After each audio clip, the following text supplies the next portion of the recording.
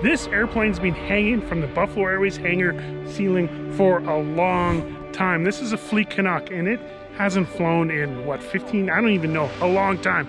Today, we're getting it down. We're gonna go out flying because a young, ambitious DC-3 pilot actually convinced my father to get this thing flying serviceable, and not just flying, on floats. This is right, folks. We're gonna be putting this thing on floats, and join us along. This is gonna be quite the journey to see if this thing can fly again.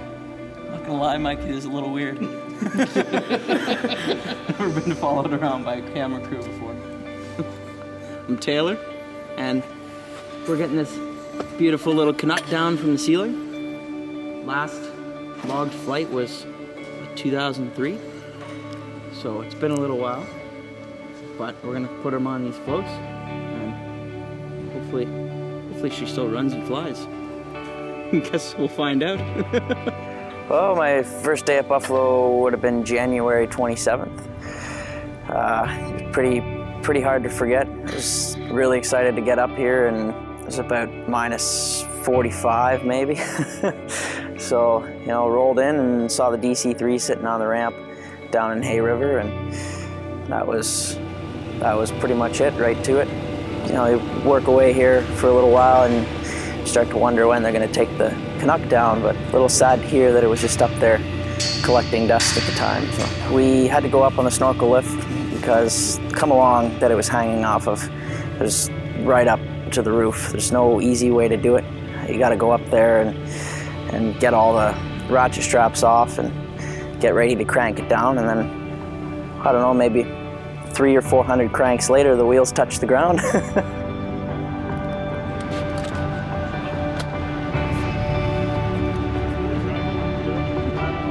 Of course, the first step when you take an airplane down that's been hanging for nearly 20 years, you got to wash the dust off, right? So it took us about 3 tries going over the whole thing to get it relatively clean. And then after that, you need an annual. You can't go flying until you make sure everything's in sound shape.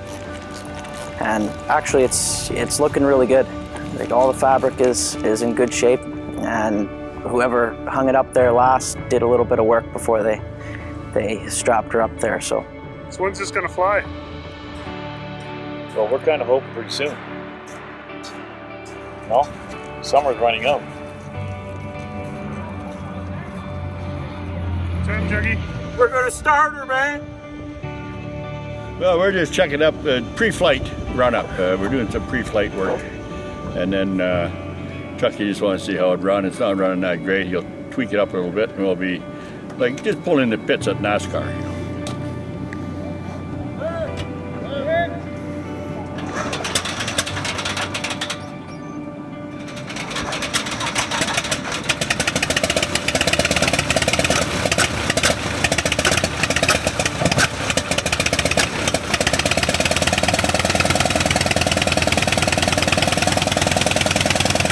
Wanted to bring it up to temperature, see how she runs under power, and check the, the wheel alignment and the brakes and the steering, the tail wheel steering, and just that's why we're taxiing around, was just checking out everything worked. Eh?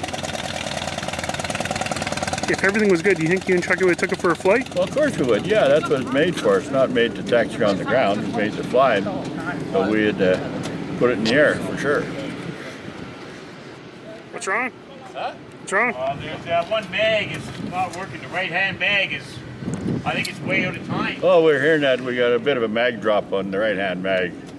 So once we get that straightened up, she'll run like a hot damn. Either that mag's way out or it's just not working. Sounds like it's out, though. Sounds like it's out. It starts, as soon as he selects the right mag, it starts backfiring. Taylor's getting pretty anxious to fly the thing? Well, we're teaching him how to gas up right now. He's a petrochemical transfer engineer. No, we'll get her going. It's just that it's all in like a hobby. Eh? Oh my God! Now they want to borrow tools. What's next? What's next? You want me to fly for you? Actually, if you don't mind, yeah. Well, I'll trade you out on something. And then we discovered it wasn't running very well. When me and your dad were out taxiing around doing our pit stop, Formula One pit stop. Well, the Formula One pit stop had to happen because it was not running very well at all. Actually, it's a 4-cylinder engine, but it sounded like a 2-cylinder engine. So we were short 2 pistons. Without 2 pistons, we can't go flying, so we need all pistons firing. This is the problem. The old man, he was willing to go. But I said, no, we have to have all pistons, buddy. All pistons have to fire. So we found out that we had a bad mag. So we changed the mag, did another run up. Oh, it sounded much better. It sounded like 4 pistons were firing instead of 2. And then we got Dad to take it for a ride. Your dad. So the young kids now can try it out. Because you got to get somebody in there that's fearless, you know, to do the first flight, right? You need a guy with a lot of, like, somebody that can handle, like he's been dealing with backfires and engine fires and everything all his whole life. So if something was to go wrong, he'll be ready for it, right? So you just can't send some young kid who just came out of school in some airplane that nobody knows really all about. And so that's why we got to send Joe on. We need a guy that's fearless and got experience, can handle troubles, right? And everything worked out just perfect. Hanging and sealing for 17 years, and I just wanted to make sure after they did inspection on it that it was put together and we're going to operate, going to operate okay before I turn it over to the young fellas. And I do know that, having been there once myself, that, you know, they do want to go fly an airplane by themselves once in a while and, you know, get out from under the arm and the gun in the eye of the captain. So I thought, you know, and they're young and it'll bond them together forever. That gang of little guys, they'll be out there flying that airplane around, and their friendship will be bonded now.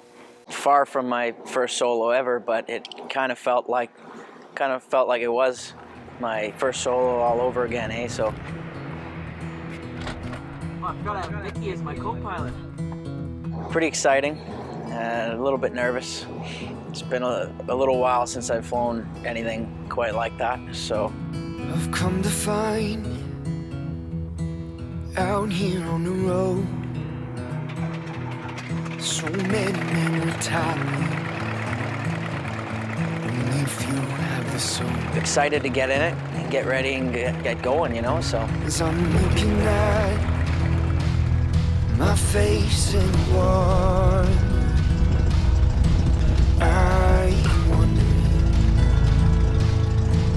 if I am alone. Put the power in, you can give it a little bit of a nudge forward. Maybe I'm no better than the pace down.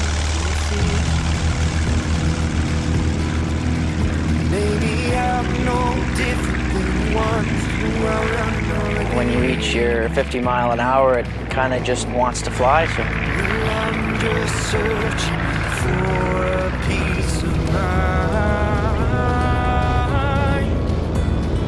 I'm just a traveler, passing through for time. When you're up there by yourself, I tend to talk to myself as if I had a co-pilot. Around me now are the parts of experiment. Some have failed, some have flown. Mickey there was a good help. Talk to him and just sort of imagine what he might have said. What they're doing now is some fun flying. They're just flying for pleasure and fun or recreation. And they'll really enjoy it because they're making their own decisions now. They don't have us breathing down their neck and getting dirty looks if they do it wrong. So they'll really enjoy this. I know they will.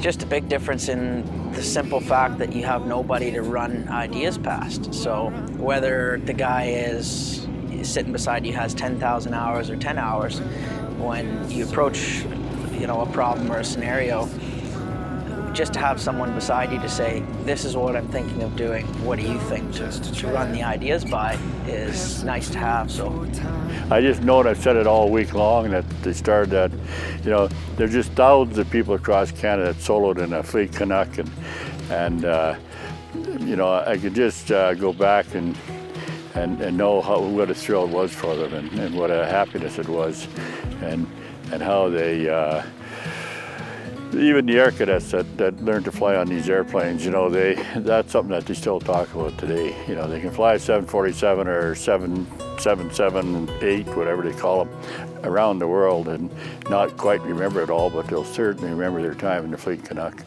Oh, it's a good bit of fun. Excited to get everyone else up in it and see how they like it.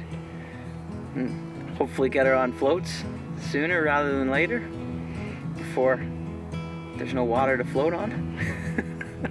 Still adrenaline running through me. I was pretty excited, pretty happy, and I don't know, flying around is, the air is my happy place, eh? So it was nice to just get in the air for no purpose at all except for to fly. Well, Yellowknife has a real rich history of aviation. It always has been, and mining town does. And this will be part of the history of it. It's going back to when these airplanes were new, and this will re-enhance the history of the North, and they'll become part of it. They're making their mark right now. And maybe I'm no different than the ones who are running all of this. Well, I'm just searching for a peace of mind, and I'm just a traveler passing through for time.